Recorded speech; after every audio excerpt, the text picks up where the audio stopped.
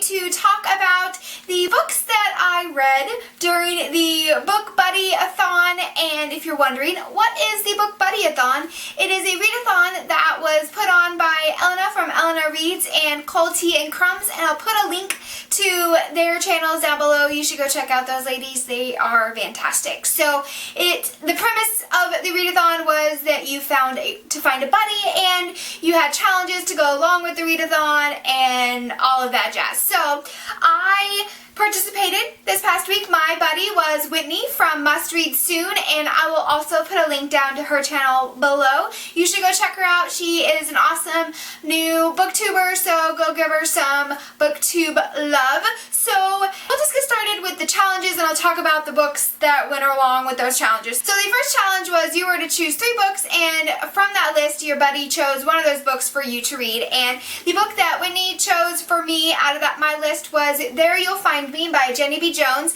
This book follows Finley and Beckett Rush. Finley is an 18-year-old girl who is studying abroad for her last year of high school in Ireland, and Beckett Rush, he is a famous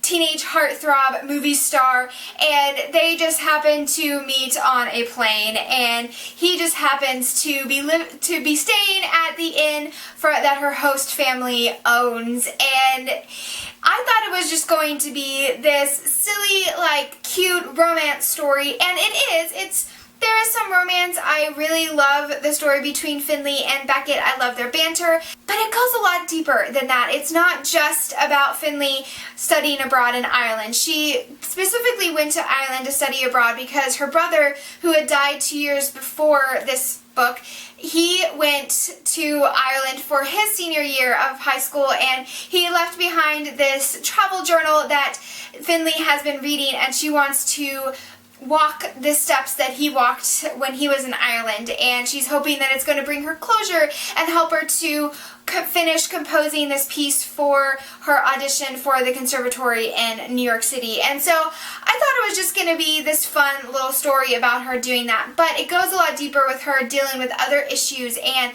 I think that it worked really well. The author really did a great job of just slowly integrating these deeper issues in Finley's life. So even though it wasn't what I was expecting, it really just surpassed my expectations, and it was fantastic.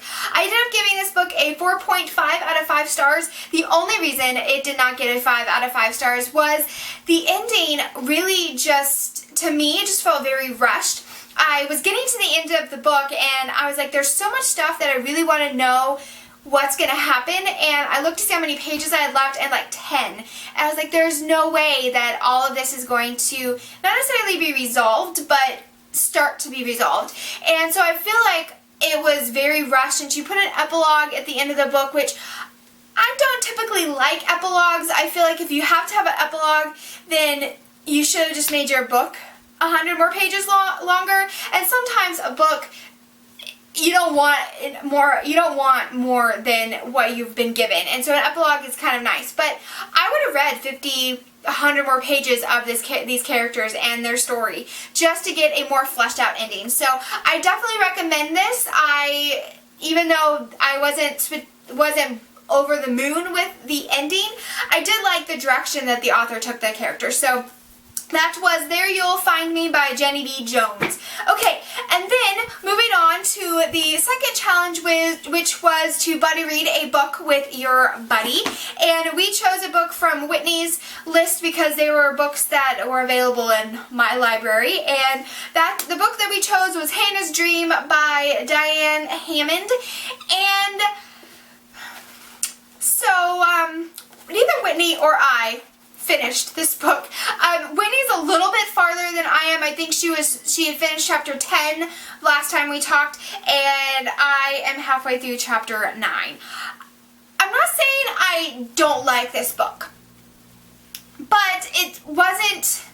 Whitney said it best, is that it's not a book that is well suited to read quickly, and not because it's boring, but just because there's not a whole lot of intrigue. There's not a whole lot of plot. So that is Hannah's Dream by Diane Hammond, and both Wendy and I have decided to continue buddy reading this book throughout the month of September. So this will be hopefully on my September wrap up. Okay, and then the third challenge was to pick a book with your buddy's favorite color on it, and Whitney's favorite color is red, and I originally had Firefight as this book, but I had to I changed my TBR around a little, so that one kind of came out of my TBR, and I used the book that I had chose for the book that my buddy gave 5 stars to, because it has a red cover as well, and that is The 13th Tale by Diane Cederfeld.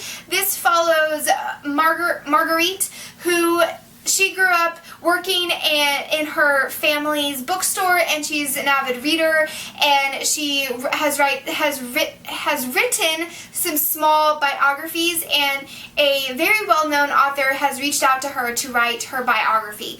And that's about as far as I've gotten into the story. This is almost 16 hours long, 13 discs, and about halfway through the second disc. But even though I'm not very far into this book, I would highly recommend it. So I'll be continuing listening to that throughout the month of September. Okay, and then the last book that was on my list, that Firefight was the color challenge, and then just read a book that you want to. I put in Assassin's Apprentice by Robin Hobb. I had started this on Saturday or Sunday before the readathon, and I only got like 20-30 pages into it, and I was totally hooked, and I was like, I have to continue reading this book, so I swapped it with Firefight. Oh my goodness, it's so good. It's so good. Oh my goodness. I have been listening to Sam from Novels and Nonsense go on and on about Robin Hobb for months, and I finally decided I'm gonna have to pick this up. If someone is just raving about an author, I have to pick it up. And so I picked it up, and it's fantastic. I am about halfway through.